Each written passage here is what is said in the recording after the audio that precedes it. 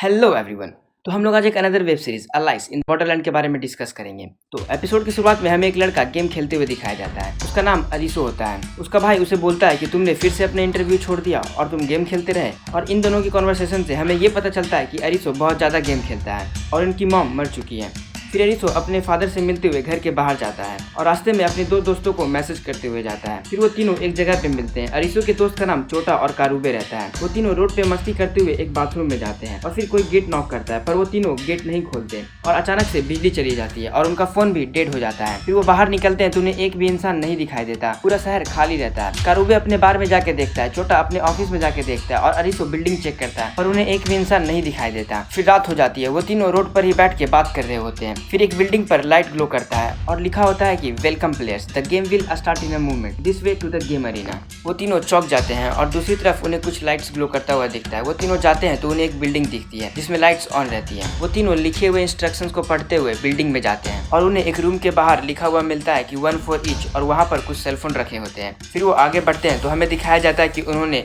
कुछ race cross किए हैं और इनकी एंट्री की काउंटिंग हुई है। फिर वो तीनों एक एक फोन उठा लेते हैं और वो फोन ऑन हो जाता है और उनका फेस स्कैन होता है। फिर एक वॉइस इंस्ट्रक्शन उन्हें सुनाई देती है, please wait for the game to start, currently there are 3 participant, 2 minutes remaining for the registration close. और उनके फोन पर 2 मिनट का टाइमर शो करता है। फिर एक लड़की आती है और फिर उन्हें बताती है कि तुम्हारे पास इस गेम को खेलने के अलावा और कोई ऑप्शन नहीं है। फिर वो छोटा का आईडी कार्ड लेकर उस रेल लाइन से बाहर फेंकती है और उस आईडी कार्ड पे लेजर से अटैक होता है और उसमें होल हो जाता है, जिससे हमें ये पता चलता है कि वो रेल लाइन एक बॉर्डर लाइन है और एक बार इसके अंदर आने के बाद इसे क्रॉस करने पे मौत हो सकती है। फिर अरिसो उस लाइन को नजदीक से देखता है और वहाँ एक और लड़की आ जाती है और वो भी इस बॉर्डर लाइन में एंटर कर जाती है। उन्हें फिर से ऑडियो इंस्ट्रक्शन आता है कि रजिस्ट्रेशन क्लोज हो चुका है और अब गेम शुरू होता है। गेम का नाम डेड और अलाइव है और डिफिकल्टी लेवल 3 ऑफ क्लब्स है और उनके फोन पर 3 ऑफ क्लब्स का एक कार्ड शो होता है। और फिर गेम का रूल बताया जाता है कि टाइम लिमिट के अंदर सही दरवाजे को चुनकर इस बिल्डिंग से बाहर निकलना है और गेम को क्लियर करना है। फिर वो सब आगे बढ़ते हैं और एक रूम में पहुंच जाते हैं जहाँ 2 दरवाजे होते हैं, एक पर डेड और एक पे अलाइव लिखा रहता है और उनके फोन पे 2 मिनट का टाइमर शुरू होता है। छोटा वीडियो बनाना शुरू कर देता है और वो इसे सीरियसली नहीं लेता